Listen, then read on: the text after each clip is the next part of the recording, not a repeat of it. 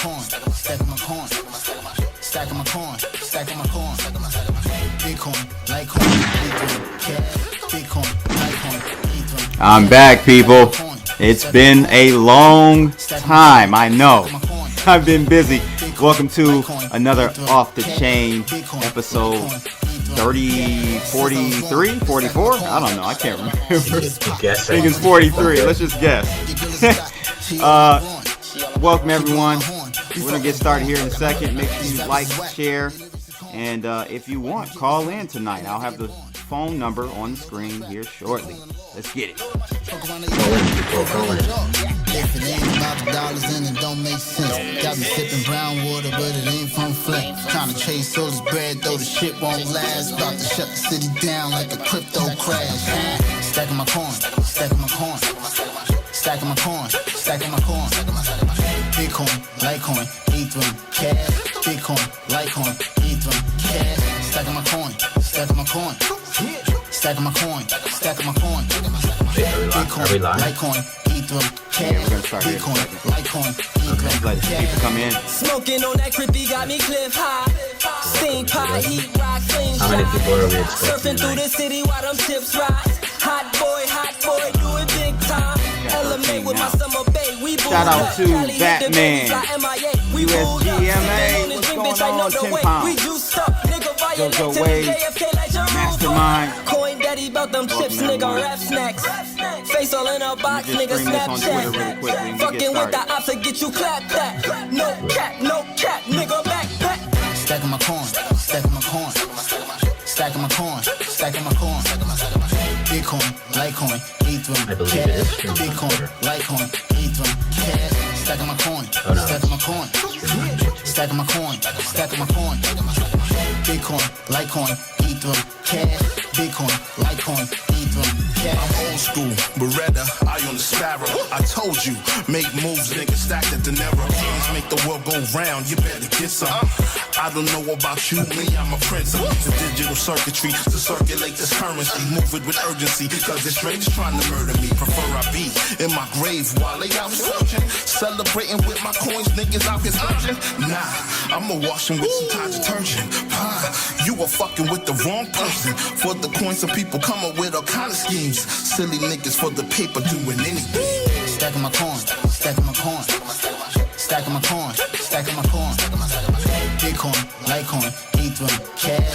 Bitcoin, Litecoin, Ethereum. Do it live! Stacking my coin. I'll write it stacking my and we'll coin. do it live! Stacking my coin, stacking my coin. Fucking thing sucks! We'll do it live. Yes, indeed. We're doing it live again. People, welcome. Welcome to another episode.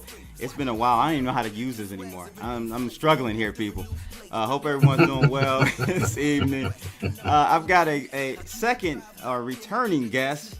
My man, Matty Greenspan. He used to be an analyst over at Etoro. Now he's doing his own thing, and we'll get his website up in a second. But I had a great conversation with him the last time he was on. Matty, where are you? You're in Israel, right? You're somewhere in Israel. Where That's are you? correct, yeah. In Ariel. Area. Okay, so man, appreciate you coming back on for another episode. We've got some interesting topics tonight, ladies and gents. Matty, what's been going on, man? Last time you were on, the world was a different place, man. Can you believe we are where we are? How are things going with you? Yeah, all good. Can't complain. Things are going pretty well, I guess. I mean, all things considered. A lot of new people in the market, so I suppose that's good for business when you're in this type of work. Yeah, so Matty is head of quantum economics. I love the name because it's QE for short. Tell us a little bit about quantum economics, man. So quantum economics is a project that we deal in analysis, advisory, and money management. Basically, it's a home for people who are interested in financial markets, whether you're just new in the markets or if you've been trading for a long time. We've got something for everybody. We have already 5 very strong analysts from around the world, each one in a very specific geographic location, and each one that knows their market very well. So We have Bitcoin, blockchain, we have an equity analyst, energy analyst, and a macro analyst. The analysis team is head up by Mr. Charles Bovaird, the awesome Charles Bovaird, who is a senior contributor at Forbes, an independent consultant at Moody's Analytics, and the president and co-founder of the Financial Writers Society. And that's all of our analysis section. We provide all kind of content services for brokers and exchanges. We've got a course for beginners. I'm trading on Etoro US, which is the page you're looking at there. The most profitable trader in Etoro US at the moment. Right now have about $300,000 under management and 400 people copying me on this account. Nice.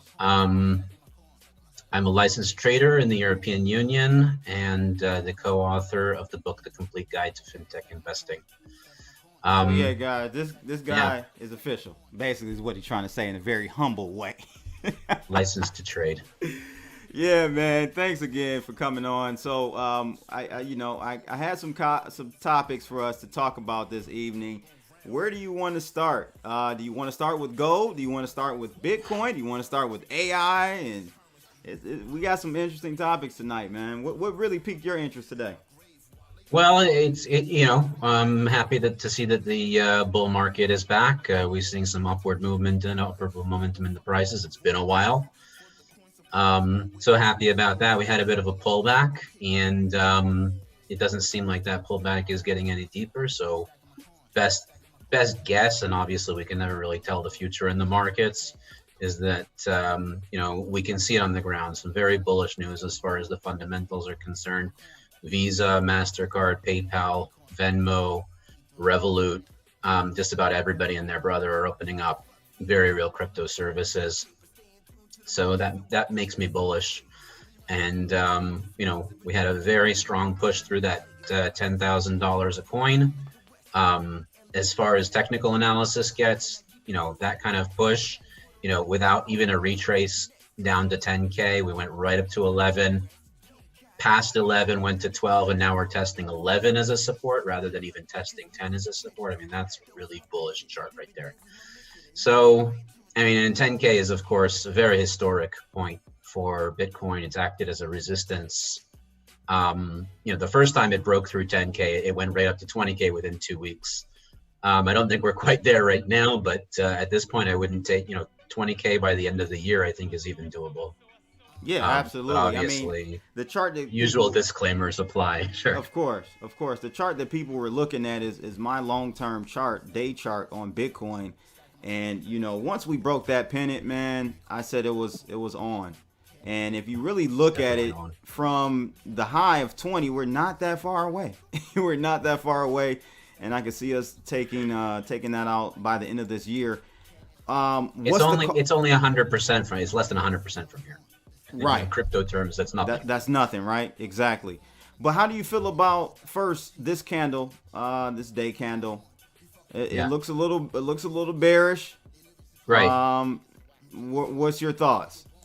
That's a bearish engulfing Exactly. candle. It is. What I would say is to just take a look at that strong wick on the down end, which means that the markets were not able to hold the lows. So it's not that the entire rally was water weight, but rather somewhere in the middle, which tends to happen in these type of markets, and especially when you get the thing about Bitcoin is, first of all, there's a very low liquidity is kind of built into the system. I mean, that's kind of by design by Satoshi Nakamoto, said there's a very limited supply. And secondly, we have a lot of leverage platforms these days. There's, you can, probably name 5 major exchanges that are offering, more than 50 times leverage. And, that's extremely dangerous. And what tends to happen is that when people get bullish, they go overboard, and then those platforms basically just run all the stops, liquidate everybody. They take all the money and pocket it. And that's just how the game is played. So now that we've had kind of a shakeout of the most leveraged players, I think that the ones who have been long-term bullish are going to have that opportunity to buy the dip. Yeah, and I have this line that I drew a few days ago, actually, before this run up. and said that 10.5 is essentially should be the floor, and we literally tried to get there today and got rejected. So to me, that is a positive sign that the bulls came in at that line. We haven't even tested 10K. I mean, that breakthrough of 10K was just so incredibly critical, and the fact that it did it with such tremendous force, I think that's a clear show from the markets, at least, in an indication of which direction it wants to go. I mean, and then never mind the backdrop where you have the Fed and all the money printing burr going on, and gold obviously taking advantage of that, clear advantage of that, now above $2,000. And when the market opened, I think the market's just opening right now, so I'll be happy to check the price of gold. I did put on a few positions on gold on Friday. I said I was going to wait for the pullback, and I've been waiting for the pullback patiently. The pullback never came, so I just I just went for it. Yeah, no, I feel you, man. And a wide stop loss on that one. So first, I want to shout out my man Ken Bozak. Thank you for the super chat, bro, and thank you for joining the member. Yeah, thank you for joining the member group Nipple on my man. channel. So he's talking about Flexa. You know anything about Flexa? I've never heard of Flexa. Yeah, I've never heard of it. I got to check that out, Ken. Thanks for the recommendation. I'll definitely check that out. So what caused this move, do you think? I mean, we've seen, to me, we've been kind of lockstep, maybe not one-to-one with the equities market, but we've been in a positive correlation with the equities market since the lows, really, right? In March. So what do you think? Because I've got some shorts open, I got some put options open on the equities market, and that's kind of my hedge just in case, because I'm concerned that we will not decouple from the equities market at this point. So if the equities markets roll over and start heading south, are we going to head lower with Bitcoin in your opinion? Okay, so I'm just looking at the charts now, and this is going to be an update to what I've been looking at previously, and I kind of had this in my head over the weekend, but I really wanted to see it on the chart. We are pretty much decoupled from the stock market at this point. That's good news. Right now, I'm looking at a 90-day correlation between Bitcoin and this S&P 500, and we're clocking in at 0.19 out of a whole. So that's like 0.2 out of, almost no correlation, back to no correlation, essentially. Yes, that pretty much back to no correlation. That's great. By this point, on the 90 days, on the 180 day, and the 360 day. The 360 day is actually going up at this point, but it's only 0.36, which is not a strong correlation. Usually a strong correlation would be like 0.7, right? Yes. I don't know if I can share my screen here. Yeah, you can. Go ahead. Share screen. Nope, host disabled participant screen sharing. Let's see if I can get you shared here. Default. Maybe I gotta make you host, so go ahead and try now. Hey, Matt is host now. Taking over. Taking over. That's all. My whole panel just went whoosh. Okay. Try now. Share screen. There we go. Okay. Can you see that one? Okay, let's get back to it. Yep, we should be able to see that now. Okay, so we've got two actually, types of... 1 second. I don't think we are. I just gotta give me 1 second. It says you are screen sharing. Yeah, but I gotta switch it over here. Okay.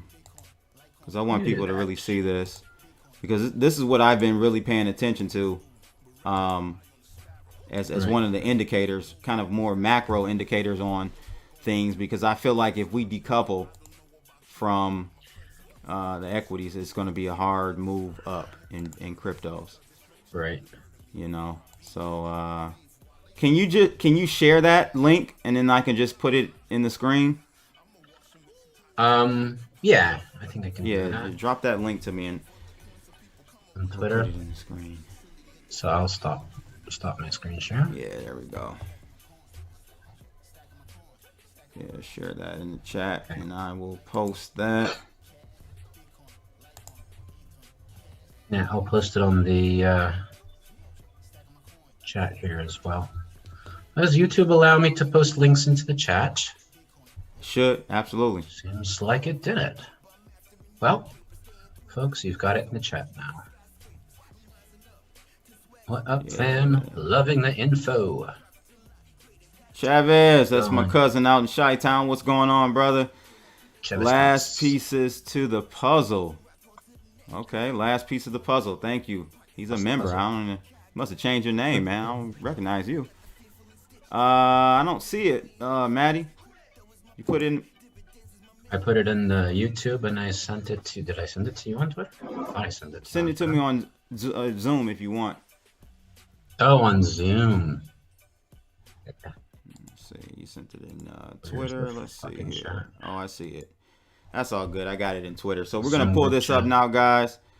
See this correlation. This is the charts are from Coinmetrics,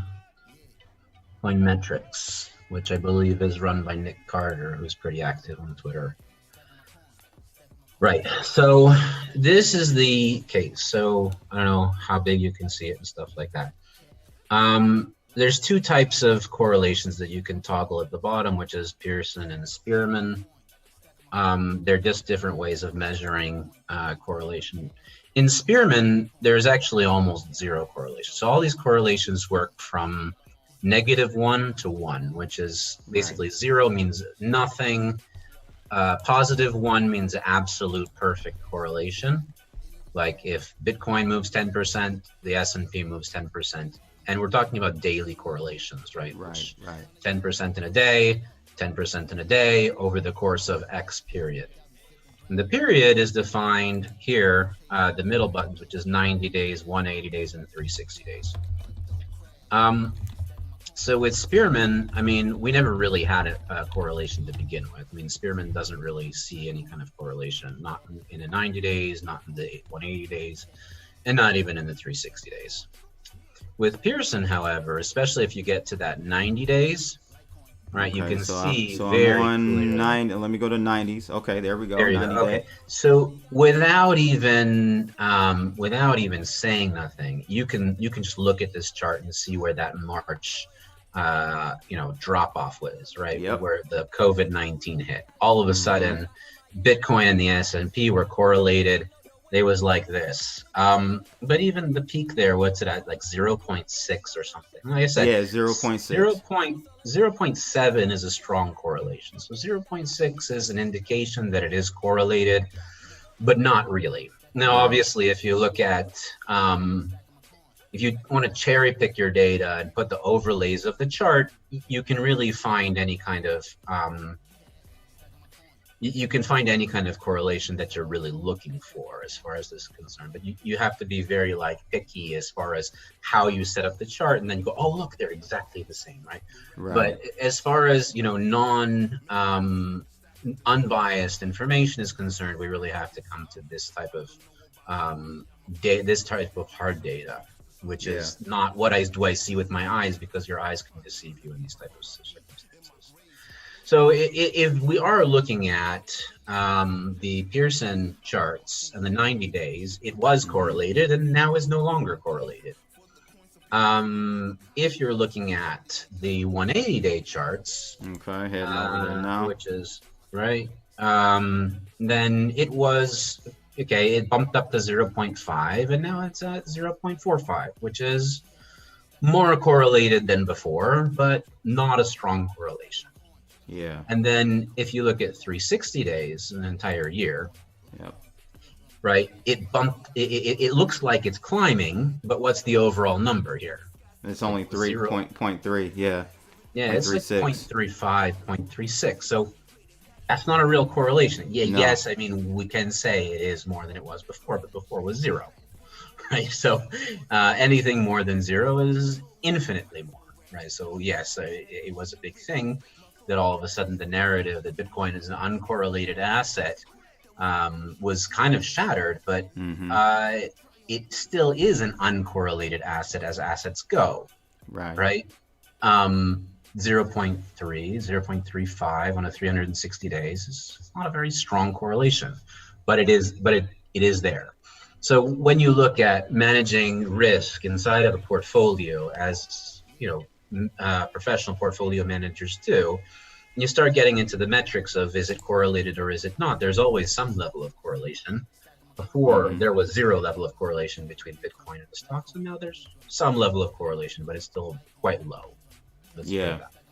Yeah, no, that makes sense, and I hope that helps the audience out there understand kind of on a what some of the pros look at. They don't just look at the price, right? There are other metrics that they look at to come up with a conclusion on which direction things are going, and this is one of them that you can kind of use and gauge things on. I want to talk about, man, price is boss, though. Price always trumps everything. There's no doubt about it. Right, price and volume, right? Yeah. What are your thoughts about this Zero Hedge article?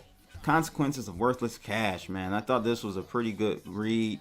I did not. You sent that to me. To be fair, you sent that to me about 3 hours ago, and I did. I've not had a chance to read. It's a pretty long one. Yeah. So tell us about it, Mr. Blood. It's a good read because it just talks about and kind of takes us through the story of the Bretton Woods. We all know about that, the decoupling from gold, right, and the dollar and all that stuff. And so basically, they're saying we're at a turning point right now. We're seeing with another article that I put in the that I sent to you, which was the record amount of physical gold being delivered at the COMEX. This is crazy. So we're essentially having the record amount of physical delivery. And the thing is because of, at least I'm putting these two articles together, it's because of a lot of the printing, right? So they're trying to take advantage of the arbitrage going on. Right. Typically, traders, guys, would arbitrage and either buy futures and then short cash or spot over in London, but that's not happening anymore, So it's just like, sorry about that. Now the traders are taking physical possession. They have to take physical. We learned a lot about this when crude oil went negative, right? Wait a second, what happened there? So now we understand a little bit more about these futures contracts and how they operate. If the contract expires and nobody's rolling them over, there is a physical possession, and that's generally speaking how most futures work, except for cash settled futures. So we've seen those on the CME and previously on the CBOE for Bitcoin, which are the cash settled. But physically settled futures, I mean, that's pretty much how they work. If people don't roll over the positions, you got to take physical delivery. And the question here is, I mean, are people buying those futures in order to get the physical delivery? And that could be an option as well.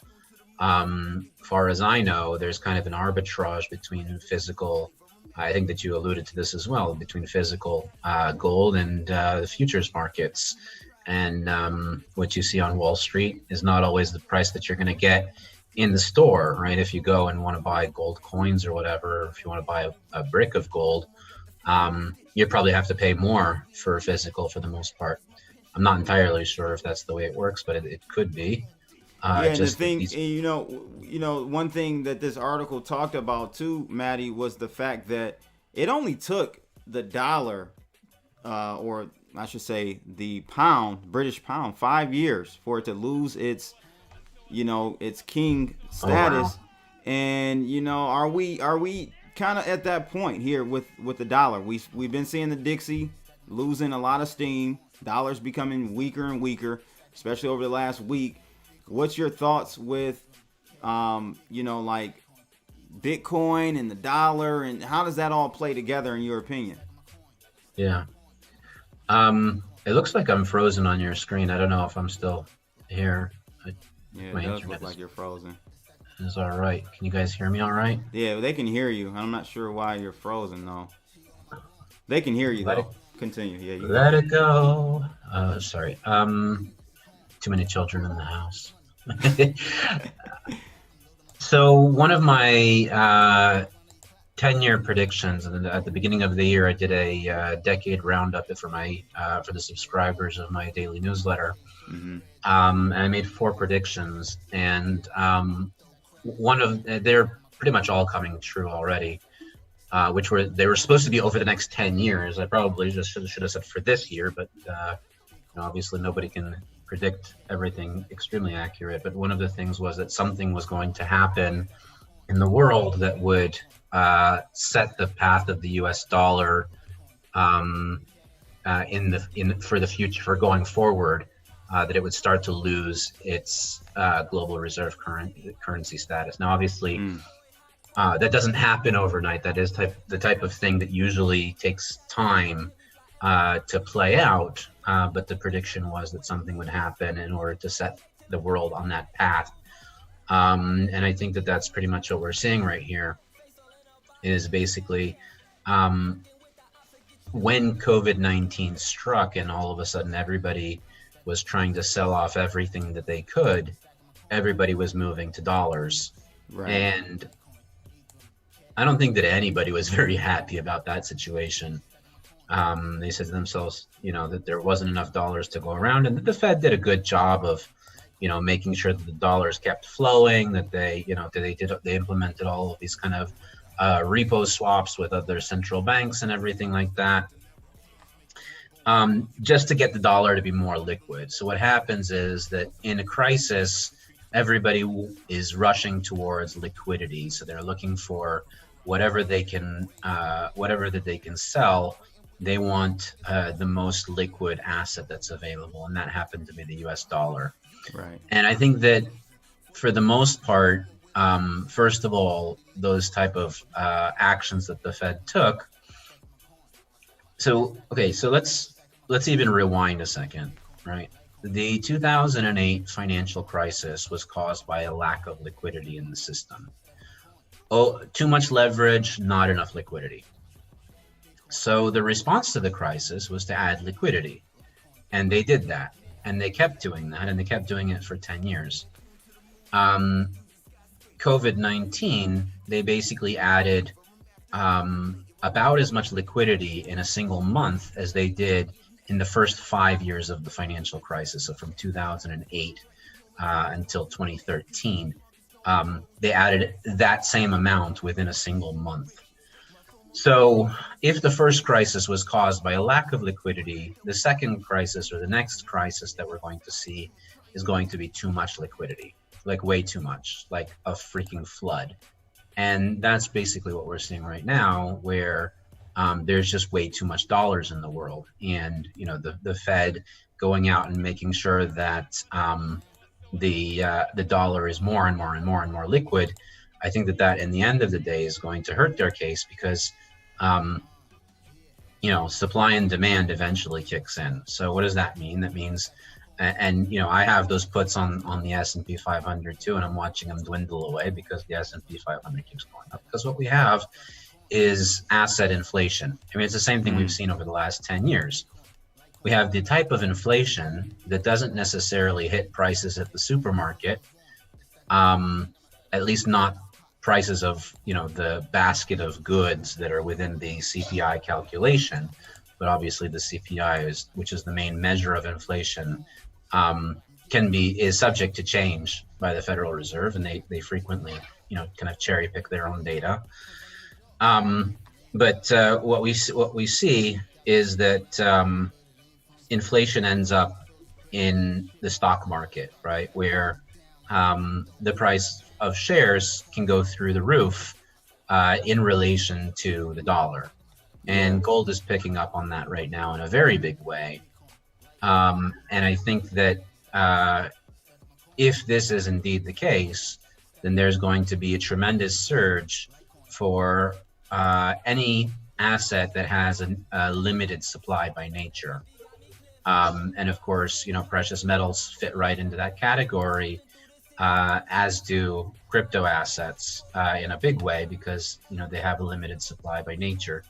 Real estate also, but it depends what kind of real estate, because there's now, of course, because of COVID-19, much lower demand for real estate.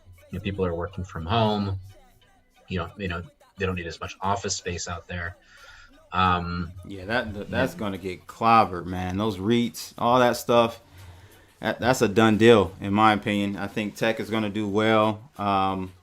But yeah, corporate real estate is just gonna get hit hard, man. And do you think Should I log back out and log back in or something? I mean, I don't like. Yeah, I think it's the software. It's having some issues. Maybe when you switched over to the host. So. Oh, that could be it. Yeah, I think that messed it up. So I'm gonna leave and come back. We just got a freeze frame of Maddie right now, guys. Yeah, you could try to leave, but I don't think that's gonna actually help. I think it's the software it's messing up. So we can just continue. All right. So what are your thoughts as far as Bitcoin goes? I know you're bullish about Bitcoin, but we got this new wave of, I call it ICO. The new ICO 2.0, which is DeFi. What's your take on DeFi, and is it sustainable? How are you looking at that whole industry? Maybe if you let me share my screen a second and then unshare it, I think maybe that could probably we can pull it out. I don't know. Yeah, I'm not sure. So DeFi is an extremely exciting buzzword, because what it basically implies is that we can take back the power from the financial institutions, and we can do things that they're doing in a decentralized way and do them better. The problem, and there's many problems with this, and obviously but there's so many different DeFi projects, and I don't want to get into them one by one. Right. But the general problem here is that there really isn't an underlying market. So if a bank, creates money in order to give a loan, right? The bank is taking risk on themselves. Mm-hmm. And they're taking that risk because they know that the client is going to borrow that money, and 9 times out of 10, they're going to build something with it, which will create value, and the client will easily be able to pay that money back. This is the premise, right? This is the premise of most financial institutions. This is the premise of how lending and spending works. Right, is that the bank takes the risk, and then the client, who is also taking a risk on himself, is going to build something of value where he can then pay the bank back. In most of the cases, as far as DeFi goes, there isn't an underlying market for that risk. So people are just kind of trying to invent it. Right, where and it doesn't really work out because, if I lend my money, right, if I lend Ethereum to a platform and then borrow back half of the value of that Ethereum in Tether, there's nobody really. The risk is on me, of course, because I can get liquidated. The platform isn't taking a risk, and there isn't anything of value being created. Right. It's all within the same ecosystem, and it never actually touches the real world, and there's no underlying market. I think we got me moving back again. Yes, I got you. Good men. So and again, there's so many different types of projects out there. So if we do see one economic model, which new economic models are being tested, if we see one of those models work, then this entire experiment will be worth it. And there is reason for optimism in this because there's a lot of money flowing in that direction. And when you see money flowing in a specific direction, there's capital allocation happening. And the magic of the markets is to take that capital and to do something useful with it. The ICO market, yes, we knew it was a bubble, but because there was so much capital allocated to it, we realized that there is a new way of doing business here, and there were things that were born, and obviously you can argue whether they're useful things or non-useful things. But the fact of the matter is, if that ICO bubble didn't happen, then all of that capital allocation didn't happen, the crypto market and with it Bitcoin would not have the valuation that it does today. So that capital allocation is useful and it plays a role. The question is if we're going to see one sustainable DeFi project that can deliver something new to the world that accomplishes the end goal, which is to decentralize finance. And if we do see that, I think that it'll make the whole experiment worth it. If we see two, forget about it. We're in a different world. Yeah. If we see zero, okay, we tried, and I'm quite certain that, again, just like the 2017 ICO bubble, we will see that playing a different purpose and give birth to new innovations. How that plays out, we'll see. So are you, I was looking at your portfolio of trades. You're pretty tight on what you're investing in right now. You got Bitcoin, right. You're doing Dash, Ethereum, Litecoin, and Zcoin. Why such a small basket of cryptos? What's your philosophy behind that? Okay, so up till the second half of July, I was really buying the dips and selling the rips on all of the different Ethereum killers, and several of the other popular cryptos. I was heavy into Cardano and Tezos and Stellar Lumens, and I was really buying every dip, and then when it got to the top, I would sell it off. And that's a lot of work, right? It means you have to be in front of it, all day long. Right. And to preface this, we're looking at my eToro account, which first of all is something that I've set out to do on the side and not as my primary occupation. Second of all, it is a high risk account, which means that there are heavy disclaimers for the people who are copying this. And I hope I make that clear to everybody who's copying me that you can lose the entire principal of what you've invested. And third of all, that strategy, even though I was doing a pretty good job of calling the tops and calling the bottoms, the spreads just made it not worthwhile for me, right? So I was getting in every time, getting out at the higher price and getting in at the lower price. But because of the spreads, my account actually wasn't moving very fast. So I reshuffled and decided on a new strategy. And this new strategy goes more in line with the fundamentals of what's happening than the technicals. And I'm looking at gold. And I'm looking at gold, shooting up through the roof, and silver and all the precious metals and all of the stocks. And what we have is asset inflation, just like we mentioned, right?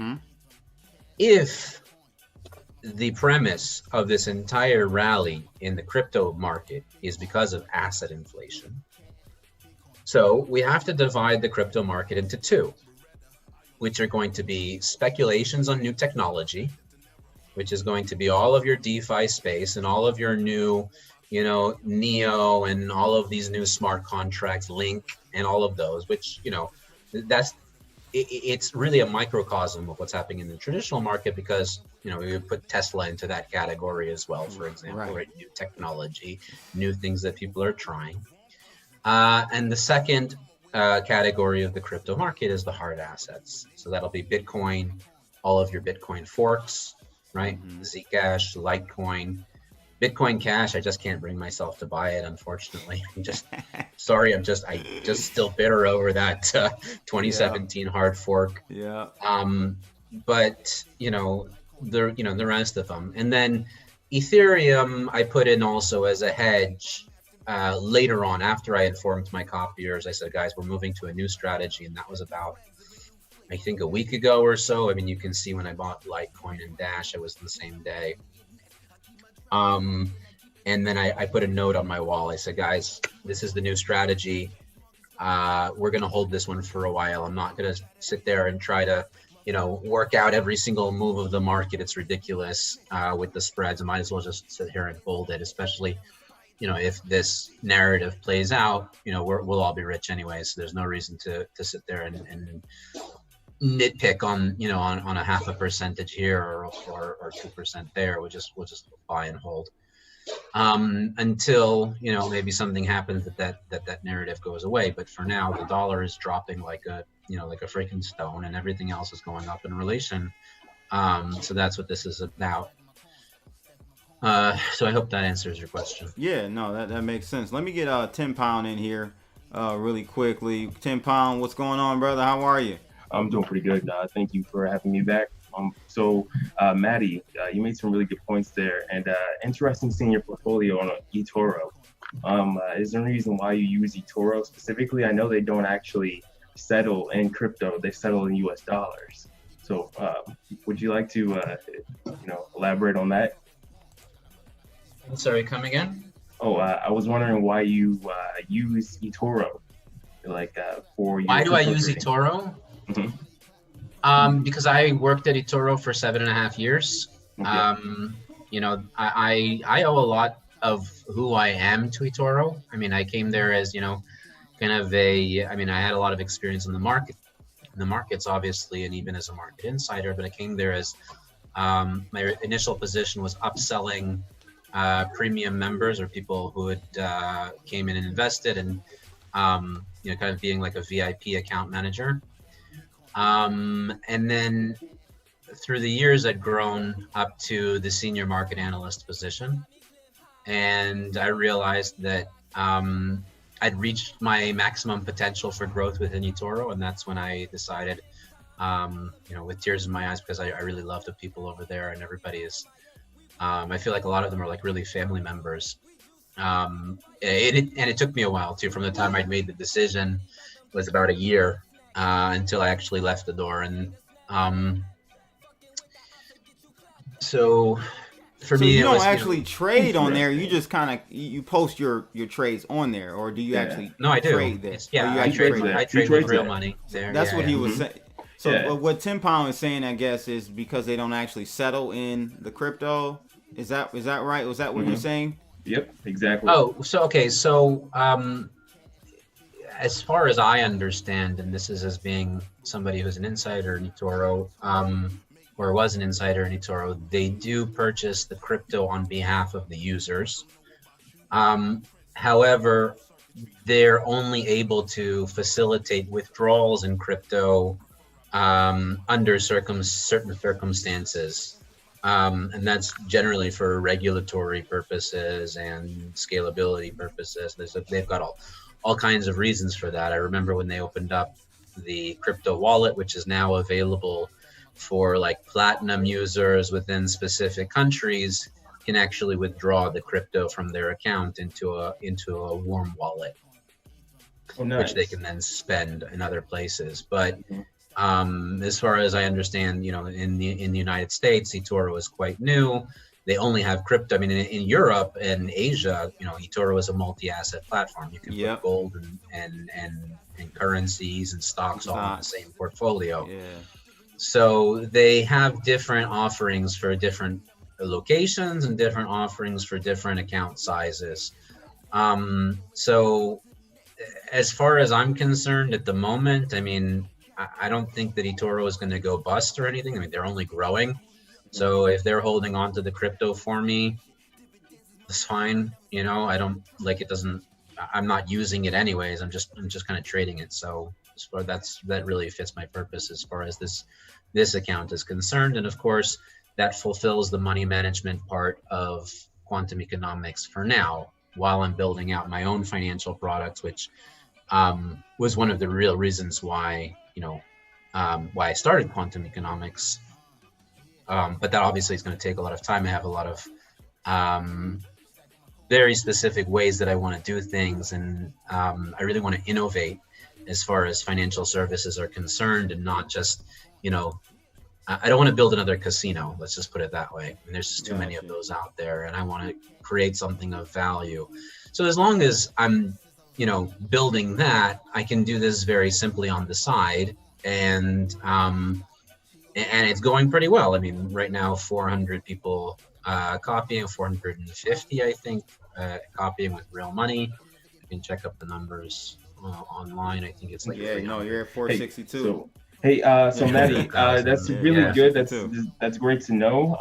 And I appreciate that perspective. As a money manager, have you ever looked into the website called lunarcrush.com, which is powered by my favorite microcap, LCX, of course. So Maddie's You are laughing. at that one. you're joking with me, right? Okay, so you can look on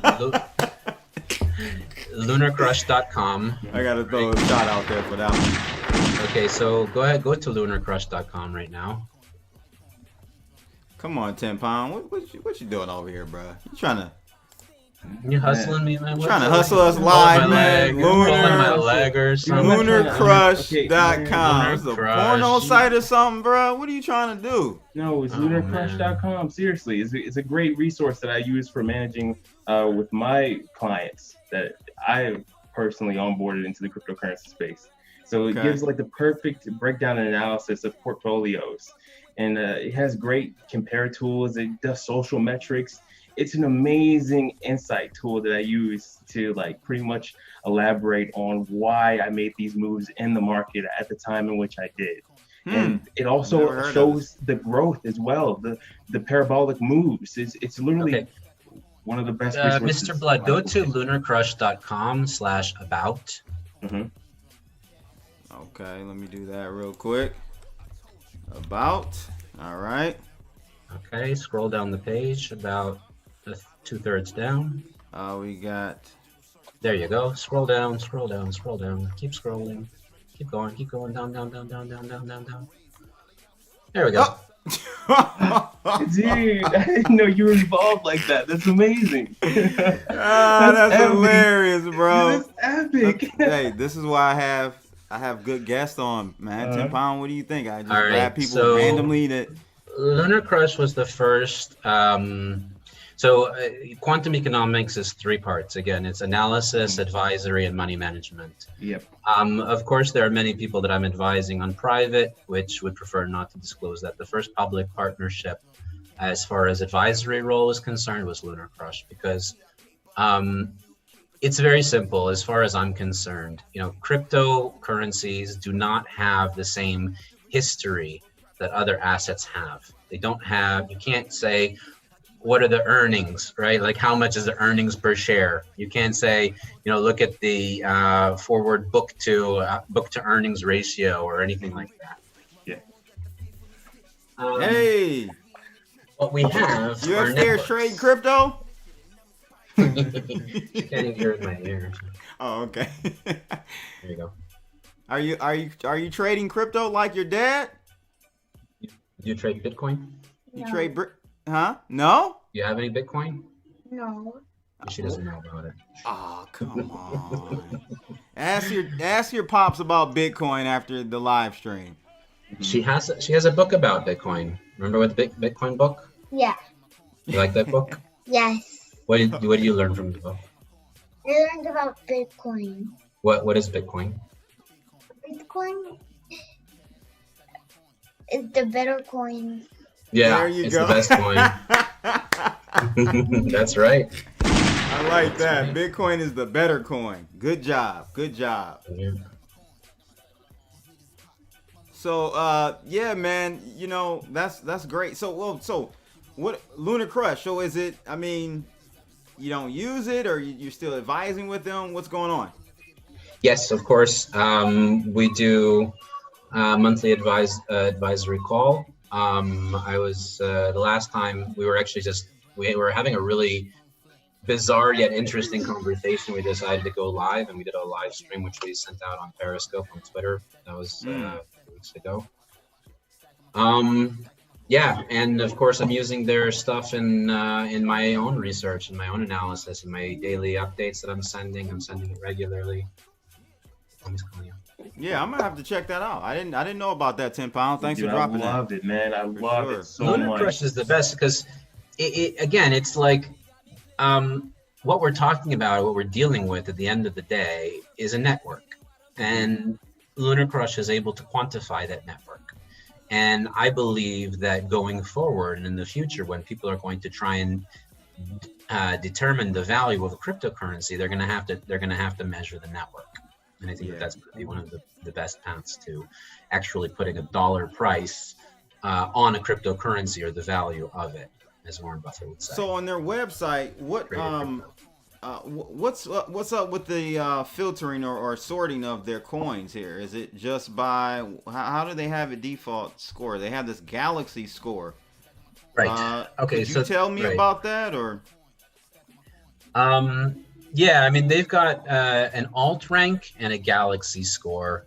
I think that if you hover over it, it'll give you kind of. It says Galaxy score indicates how healthy a coin is by looking at combined performance indicators across markets and deep social engagement. Okay, so it's more price and social engagement. Okay. Exactly. Shout out to Smart Cash. They were a sponsor of mine for many months. Very nice platform there. Smart Cash is. Okay, I'm gonna have to check this out, guys. Yeah. Let me know. I'll drop this in the chat for everyone too. May I advise people to look into a specific resource within the platform? If you go into tools, you can hit the compare button and compare all the metrics from the price score to the social engagement. It even filters out spam and true posts. Dude, it's so good. Where is that? It's in tools. It's so. Do I have to log in? I don't see that. No, you don't have to log in. You shouldn't have to. Developers? Yeah, developers probably. Is it a widget? What's the tool called? I think it's the little magnifying glass. One second. Okay, search. There's the search. No, that's just for a coin. What's the tool that you're talking about? Maybe I can find it. It's an app, maybe. So, it's an apps. Influencer? Yeah, it's an apps. Yeah, it's an apps, and then you go to compare. Compare. Okay. Yeah. So go to compare. Right. And then literally, let's compare Bitcoin to Ethereum, for instance. Okay. And so you can see the price movements of this month's rally, and it will also break down the week. What you're better off Put holding. night mode on so we can see that. Yeah. There we go. Night mode. Okay, so Galaxy score for Ethereum is 667 out of 100. Okay. Yeah. Oh, this is neat. Now, if you keep scrolling down to the bottom, it will even give you the social metrics and the alt rank. Alt rank. Okay. Yeah. This is not doing too well there with Ethereum. You can follow them like on Twitter and LinkedIn, and they're always they do a very good job of highlighting their own data. Nice. And I think that that's really like one of the additional services that they provide. I mean, we've discussed that. I don't know how much of it is public, but they've got a lot of big things planned, I would say. So, watch this space kind of. Nice. Yeah, this is good tool. Do a quick shield here. I'm heavily interested in Hedera, and I just pulled them up, and the Galaxy score is 53 out of 100. Their alt rank is 95 though, which is slightly higher than Bitcoin. So I'm gonna look into this. This is great.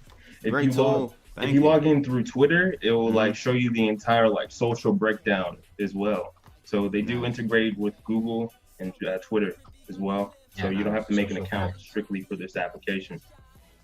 Okay, cool. Well, I know, Maddie, you got to run here soon. One last thing I want to leave the audience with before you jump off, man.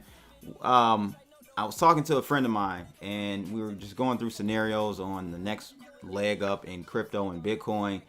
When does the FOMO start? When do we start seeing CNBC on a daily basis bring it up on Fast Money and all of that, and then start seeing, regular people get back interested in it? What price do you see it? Is it 15,000? Yeah. 18? What is it for you? Right. So, if you'll see my wall on Twitter, before we went live, because that's 3 tweets right there. About 4 or 5 tweets down is Bitcoin FOMO is back. That's an article on Forbes.com with quotes from one of the analysts on my team. And the title is Bitcoin FOMO is back. There you go.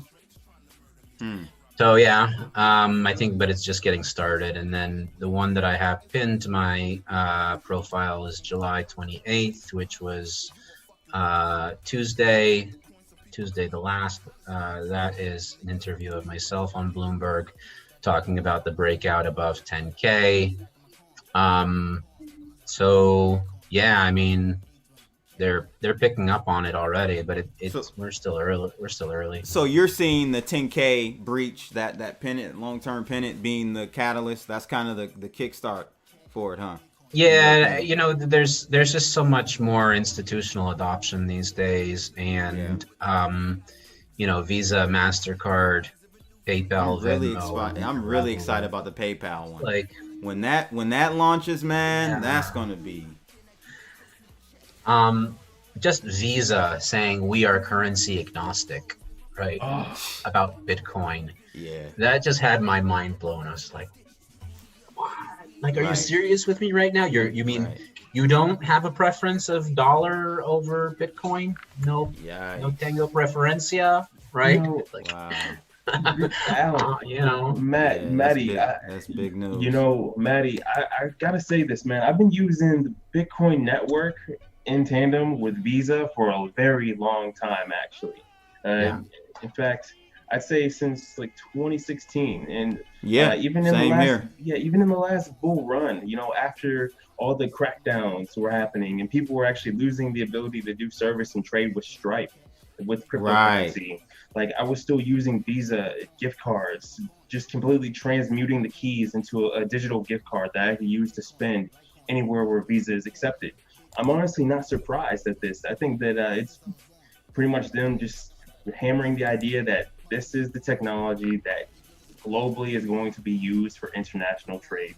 So I'm excited, honestly.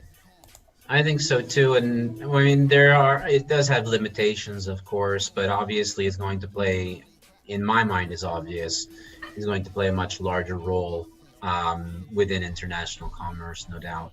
So, but this is the last point I want to bring up, Maddie. So where does that leave XRP? This is why I'm not a fan of XRPs. I just don't see the use case for it, because you're going to see integration go the route of a Visa, MasterCard, or whatever, right? Side chains or whatever. So what are your thoughts about XRP? I generally bullish, but with strong caveats, as I've always been. I mean, I've been always critical of XRP, and I know that they have a large, community on social media, which is generally good for cryptocurrency. I mean, was just mentioning how much social engagement is important, but as far as XRP's mission statement, I don't think that that's extremely helpful, because they're looking for institutional adoption, not mass adoption. So the institutions are not looking at how many likes does it have on posts, and how much engagement are the fans generating. They don't care, actually. They care, does this save me money? Does it do what I need it to do? And I think that XRP had a lot of capital allocation within 2017. They had a lot of money, and they still do. They still have access to huge amounts of money through sales of XRP tokens, which apparently they said they're not doing anymore. But they still have a large war chest with which to, buy influence over the markets that they're interested in, which they have done, for example, with the MoneyGram deal. They overpaid for MoneyGram by far, just so that they could get their influence into that market. Didn't they do a second round as well? They invested a second time. I'm not sure on the details. I just remember at the time going, this is, like, they're paying ridiculous prices just so that they can. I mean, they should be in a position where MoneyGram is running to them, right? And saying, okay, we'll give you a good deal on our shares, right? So that you can, that we can, fix the issues that we have. But it unfortunately was the other way around.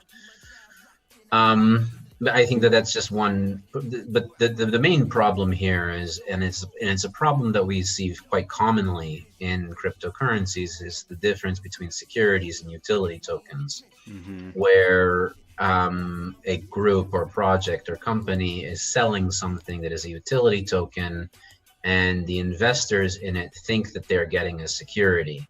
So what's happened here is that Ripple Labs sold XRP tokens, and they didn't call them XRP tokens in 2017. They were actually called Ripple tokens. I remember because I owned them since 2013. May 2013, I became a Ripple holder, and there was no XRP back then. That the term just didn't have any meaning.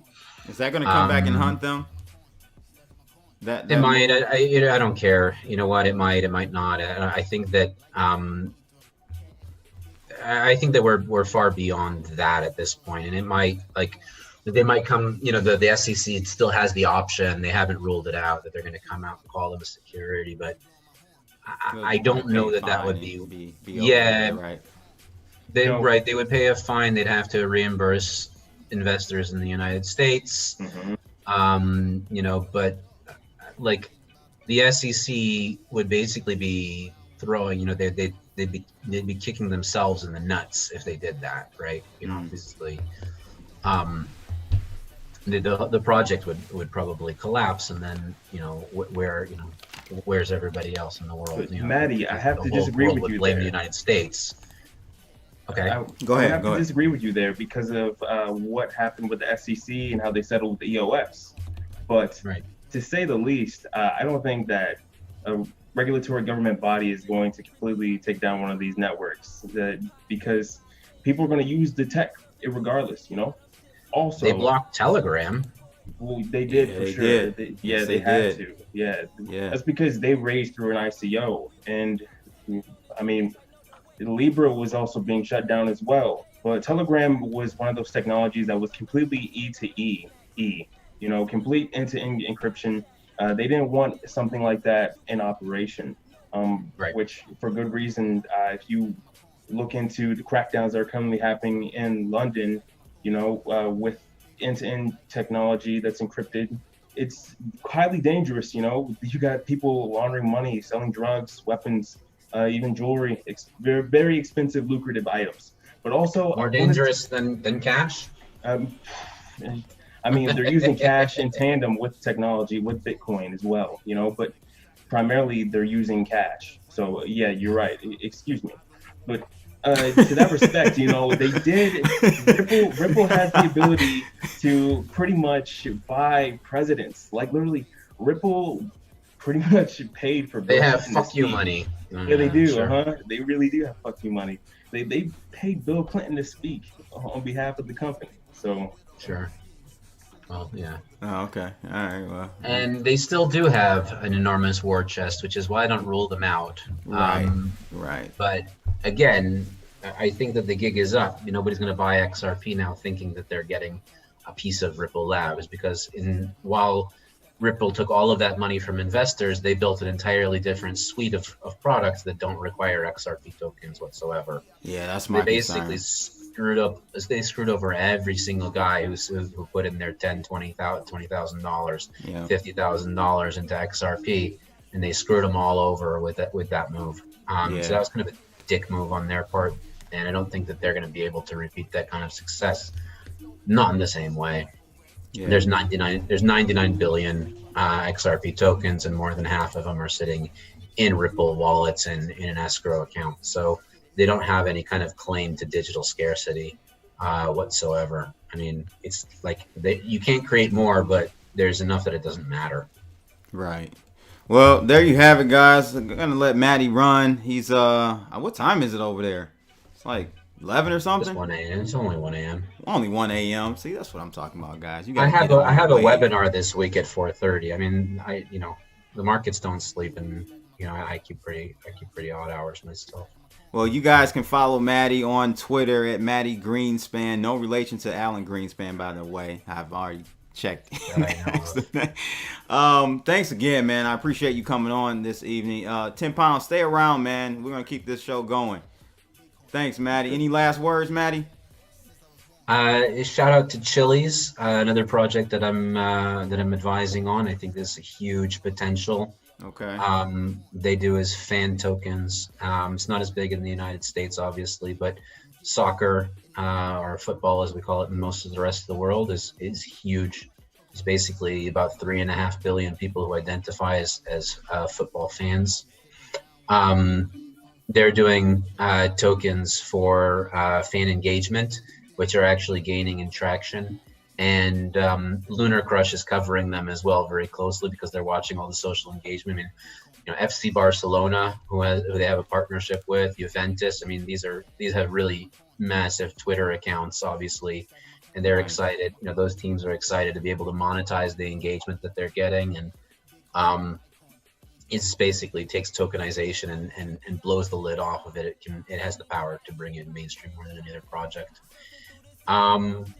So that, and come visit the website, sign up for my daily newsletter, follow on Twitter or LinkedIn. I'm always happy to hear any feedback, questions, comments, and insight. Obviously, insight. Send me, what you're thinking or something that I might have missed, or you didn't like what I said, or the take. I love it when people send back to me their opinions, because that helps me formulate my own. All right, Maddie, appreciate it, man. Quantum Economics. Check him out again on Twitter if you guys want to hit him up. All right, man. Signing off. Thanks a lot for coming on, Maddie. Thank you. All the best. All right. Peace. Bye-bye. So, 10 Pound, what's going on, brother? How are you, man? It's been a while since seeing you. Background looks like it's, I don't know what the hell's going on back there. You got man. Got a lot of boxes. You're moving apartments, man. Yeah. Pretty much. Yep. What is going on, man? You got your weightlifting back there. Dude, logistics, that's what's going on. Legit. You got boxes and whatnot. So, yeah, I should have set up my green screen, but... I'm trying to tell you, man. But, hey, keep it raw and uncut, right? Exactly. What's your thoughts? I pinned this article in this video, and it was about... Are you familiar with GTP 3? I know about GTP 2 or GPT 2, but not GPT 3, which is the, I guess, next evolution in the AI text creation thing. Are you familiar with what happened with that AI bot? No, I'm not actually. All right, so I pinned this, guys, in the video. Take a look at it. It's from You Today, but essentially it was some groundbreaking text predicting. It's an algorithm basically. Using OpenAI, and this AI came out and tweeted, and they said that I think it is no longer possible to stop Bitcoin, but I also think it is no longer possible for Bitcoin to stop. What's your take on that tweet by the algo? Okay, I think AI. What they mean is, I get what you mean. I completely understand what you're getting at with the tool set. Speaking of which, I believe that the AI is talking about the premise of Bitcoin's happening and how Bitcoin is pretty much an unstoppable network. It's the greatest dApp, pretty much. It's serves one purpose only, and that through its consensus algorithm cannot actually stop. There will never be the end or the ceasing of Bitcoin's mining, period. That's what they. What happens when we run out of miners, or not miners, but what happens when that last Bitcoin is mined? We won't be around. But just hypothetically speaking, Bitcoin, dude, there will still be somebody calculating for that very last Satoshi. Like, you know what I'm saying? But like, what happens after that very last one is mined? I think that's what the AI is hinting at. That it won't ever happen. It won't ever happen. That's what the AI is probably hinting at with that. But it has to happen. It's been programmed in there. We know exactly just about to the day, or at least a week, when the last Bitcoin will be mined. It put in there it seemed a little cryptic. It said, but I also think it is no longer possible for Bitcoin to stop. Exactly. See, that means that somehow, some way, the mining and the consensus algorithm has to continue on. Even past that day in which people are projecting where that very last Bitcoin is supposed to be mined. You get what I'm saying? Interesting. So either it moves to a proof of stake model, it becomes Ouroboros somehow, some way, the network forks legacy ceases to exist. Like, it cannot be stopped. Okay, so it goes on to say in this article, they actually tinkered with the model, the OpenAI model, the GPT 3 model, and they came up with they saw that it can also say some not so flattering things about Bitcoin. So this is one of the things it said, kind of going with what John McAfee said about Bitcoin, money of the past. It said Bitcoin isn't money of the future, it's money of the past. Is there anything we can glean from how do you interpret that one? That's a little weird. I don't know about that. Interpreting that in the fact that Bitcoin was started in 2009, which is pretty much, a decade ago, pretty much at this time. So pretty much its conception was in the past. That's just the way I would interpret it. Man, you quick on your feet, bruh. You quick on your feet. Yeah, man. I can dig that. What else been going on? Again, I gotta thank you for putting out that Lunar Crush site. I'm gonna dive deep into that, man. That looks like some good stuff. Bro. I've got a lot of money invested in Hedera and EOS, so I'm gonna start looking at those two. And I saw Smart Cash on there as well. I used to do a lot of sponsoring and promoting of Smart Cash, so it was interesting to see Smart Cash on that list as well. But what else is going on with you nowadays? It's been about two. I'll be honest with you, man. Like, I've been keeping up with EOS. I've been diving into the network. Yeah, dude. Honestly, what? Finally, hold on. Gotta lick a shot for that one, bro. I staked, man. I did it. I'm not using free CPU anymore. Like, it's official, bro. I'm in it. What? And here's the thing, okay? All right, break this down, bro. I gotta hear this. Why I do it is because I'm getting 26% APR, bro, on a music network stake.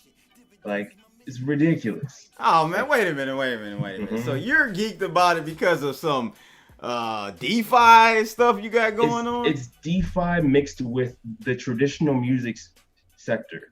So I got a distribution deal where they're going to give me in Beatport, they're going to give me in iTunes, they're going to give me in Amazon Music, they're going to give me in all these different places, and they're using an Oracle and a block explorer built into the web page, and they're working with NASA engineers, they're working with Apple engineers. I'm like, man, I've been blown away with what this project's been doing. And it's still an alpha too, and they got artists on board like Deadmau5.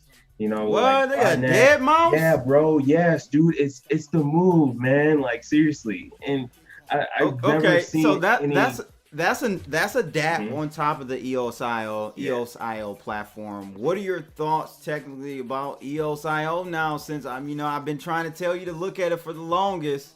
Yeah, you have. So what's making you excited about that blockchain, that network in general? Well, personally, I think that even though they have a specific autonomous organization, I can't really say that it's truly decentralized. Some of the block producers are on standby right now. It's pseudo for sure. I do like the ability to pretty much control the entire resource of your supercomputer through your wallet, and also not having to worry about hexadecimal addresses and just using memos, man. Y'all can send me some EOS at Crypto Blood. I think I've got a couple Crypto Blood wallets on EOS. Dude, so look me up. Send me some moolah. Yeah, man, and that's why I've been trying to get people to understand about the EOS platform, EOS.io, not just EOS, EOS.io, period, because Telos is another sleeper. You got to look at Telos. Their governance model is done in the right way, something that EOS couldn't, at this point, implement. They've done it. They've been able to, from a governance standpoint, really get it right, I believe. They just need more exposure. But EOS.io is a sleeper, man. And I think it's going to have a big position and part to play in the future if this whole DApp thing really takes off. Another one, I'm telling you live, man, you got to start looking at Hedera. Bro, it's a hash graph. It's not blockchain. I think that's another one that may have a lot of potential. Let's get this caller though we got here before we go any further. Caller on the line. It's your boy Crypto Blood. I got 10 pound in. Who's calling? Hey, what's going on? My name's Rome. I know Patrick. I haven't met you yet, Crypto Blood, but I would love to see you at an event after this whole COVID stuff is over. I'm there. Let me know. until then, let's get you in virtual reality. How about it? So, this question is more in regards to you. How do you feel about virtual reality and blockchain? Turn your volume down a little bit because we got some feedback. So I think virtual reality VR is going to be big once 5G is fully implemented. Until then, I don't think we really have the public bandwidth. Once 5G is there, I think it'll really take off. So once it's implemented in the U.S., it's already implemented in China, but I think once the U.S. really catches it, once U.S. consumers catch on to it, it's gonna really take off. So I'm looking at more so augmented reality, not so much VR. More so augmented reality is gonna be the wave that I see in the next, I say 5 years, 3 to 5 years. I think what about less you, than that. Personally, maybe, I think augmented reality maybe. with these new glasses that are coming out. Who's got them coming out? Yeah, Apple. Apple? Much, okay. They perfected their smart glasses and augmented reality-based technology. And they're about to roll that out to the consumer probably 2021, 2022. Okay, so then that's when it's going to start. Mm-hmm. But VR in itself, I think, is a very powerful. John Hill fool. And the decentralized space, okay, because of platforms like Somnium Space, Decentraland, you have Crypto Voxels, even the Sandbox. This is of course my co-partner for a podcast that I do every week on Tuesday within All Space VR, and we talk about blockchain gaming, NFTs. We talk about decentralized finance, even current events going on in the world today outside of the technology space. But more so, we're focused on talking about tech, big tech, AI, and smart computing. So yeah, that's the reason why he brought it up. And I think he wants you to join us for an episode, man. Come on, all you gotta do is, man, come on, man. You got direct DM to me, man. I'm there. Just let me know when you guys record. Oh, we record at 8:00 every Tuesday. Day? Just about. Tuesdays? Yep. Mm-hmm. Oh, I'm there. If you want me to come on this Tuesday, I'm there. Right, yeah, so that's interesting. I think I didn't know about Apple rolling. I knew they were working on it. I know that they have it implemented, the AI, the augmented reality in their phones. I didn't know about the glasses being rolled out as soon as 2021. So yeah, that's going to be the start, man. Apple has a large share and attention of the consumers out there, right? So whatever they roll out is going to pretty much grab their attention, and they're going to buy it. They have loyal consumers. So yeah, 2021 for sure. I see it happening. Yeah, yep. I think it's ARM. ARM is the major artificer for this tech moving forward within augmented reality, man. ARM is getting ridiculous.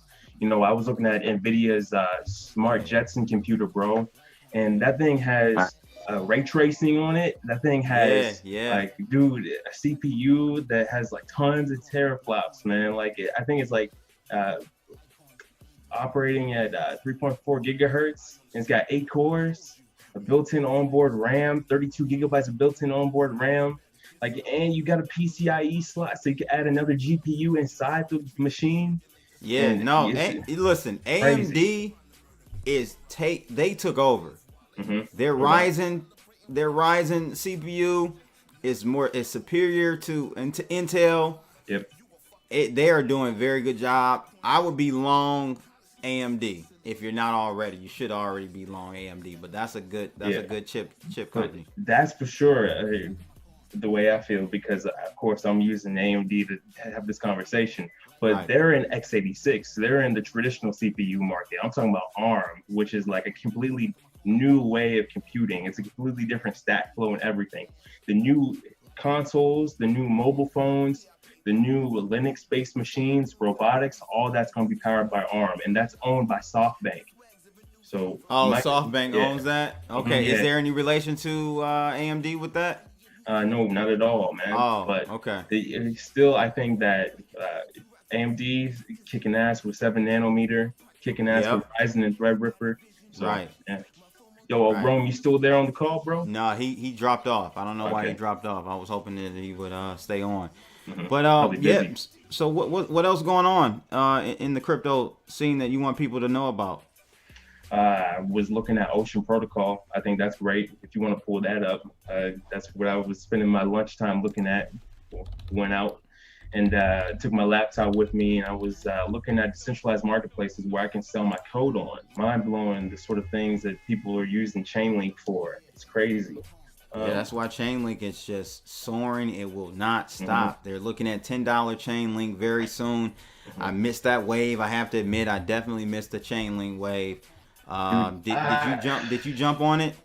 I jumped off too soon. I got in at $1, sold at $2. Gotcha. And it's not like I had a lot of it. I only had like 200 link at the time. So Okay. yeah, I was just trying to flip for a quick profit, then jump back into something else, something that actually had my attention. But people make these mistakes. Sometimes it's best to just buy and hold, and just see what happens. It is, But man. This decentralized marketplace, though, on Ocean Protocol is game changing. I'm telling you, for institutional based data stacks and workflows, like being able to buy and opt in to consumer data permission on a permissionless network, and being able to revoke that data as well on will through a smart contract, absolute genius. In fact, I really want to use this with NFC technology. Interesting. So they're using Chainlink as the Oracle. Yes, they are. But they have tons of other partners too for data storage and flows. You can go to their partners. And see Their exactly who's involved. Well, I don't know where that would be. Collaborators, maybe. I don't know. Yeah, collaborators for sure. Oh yeah, okay. We got Daimler, Roush. Wow. Okay. Yeah, I'm gonna look into this. I'm definitely gonna look into this. Oh man, that's great, man. So guys, if you have any additional new projects you're looking at, drop those in the comments below. If you're watching this after the live stream is over, any last words, Tim Pond? We're gonna get out of here early today. I think that right now we're seeing the derivatives market completely balloon. Like, we're at like $1 quadrillion in derivatives market, and we might be seeing a $1 trillion, market cap for the cryptocurrency space here in the future. So of course, but when do you think? Probably, no one knows. I'm just asking. Knows. I try to get a gauge. Yeah, but right now, I believe that we're severely undervalued right now. Yep. Because we're still below 350 billion in market cap at this time of speaking. So, in due time, I mean, if you think about it, dude, there's so much money. I'm saying by the end of the year. Yeah, probably at the December-ish, January-ish, I think. IPCC decided that banks can now custody cryptocurrency on behalf of their customers. That this is definitely the year for $1 trillion market cap movement. Yep, I agree. All right, ladies and gents, I appreciate everyone who chimed in today. Again, shout out to my man, Ken Bozak, for first joining the members area on my channel. Make sure you guys join. There are different levels for you to check out, so definitely check those out. And appreciate everyone. Ken Bozak, shout out to him. 10 pound, thanks for the super chat as well. And we out of here, people. Another episode 43. Holla.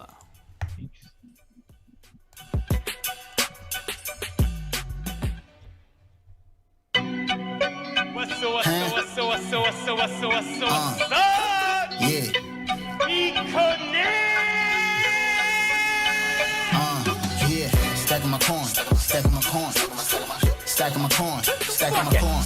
Do it live! I'll write it and we'll do it live! Okay. Ready? Fucking thing sucks! We'll do it live. Okay.